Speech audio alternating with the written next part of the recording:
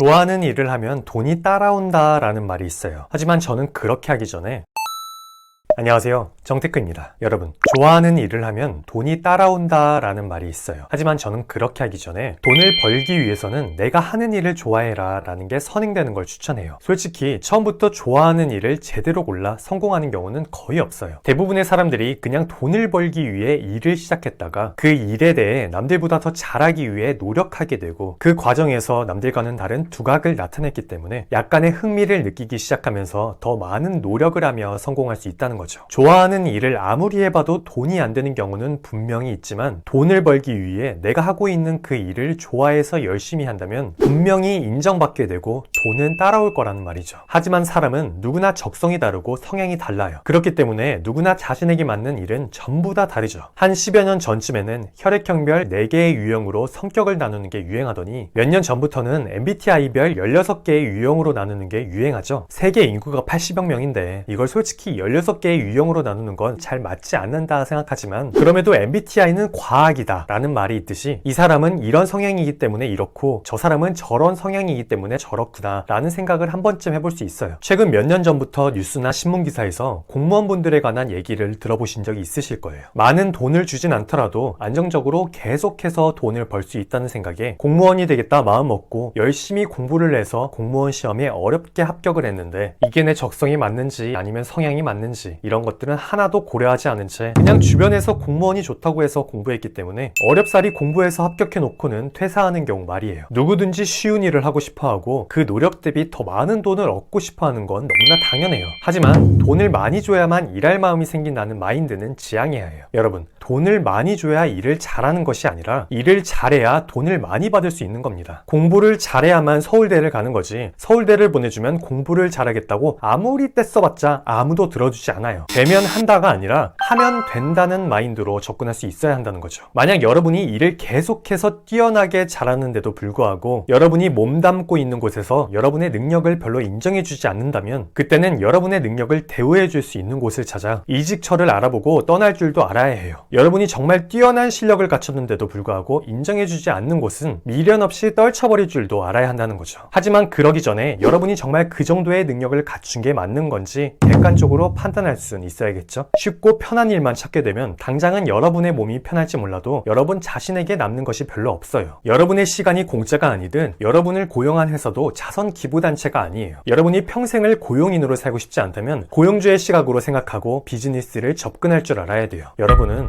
드라마의 주인공이 아닙니다. 작가님이 써주신 대본대로 형성되는 캐릭터가 아니라 여러분 스스로의 인생 대본을 써나간다 생각하고 현실적으로 여러분이 지금 하고 있는 일을 한번 좋아해보세요. 하지만 몇 년 동안이나 아무리 노력해봐도 그 일을 더 이상 좋아할 수 없을 것 같다라는 판단이 들면 그때는 과감하게 여러분이 좋아할 수 있는 일을 찾아보는 것도 하나의 방법이에요. 여러분은 여태까지 살아왔던 날보다 앞으로 살 날이 훨씬 더 많이 남아있어요. 그리고 여러분의 뛰어난 능력을 대우해주고 인정해줄 수 있는 곳도 정말 많이 있죠. 누구나 돈을 벌기 위해 일을 시작하지만 일하는 게 너무 싫어서 내가 이 일을 왜 해야 되지? 라고 생각하며 일하는 사람과 이 일을 좋아하고 더 열심히 해서 내가 더 성장해 나가겠다 라고 생각하며 일하는 사람의 성과는 시간이 지나면 지날수록 당연하게도 너무나 큰 차이가 날 수밖에 없어요. 여러분은 둘 중에 어떤 방향성을 갖고 앞으로 나아가고 싶나요? 한번 곰곰이 생각해 봤으면 좋겠습니다. 오늘도 영상 봐주셔서 너무나 감사하고요. 그럼 다음 영상에서 만나요. 안녕.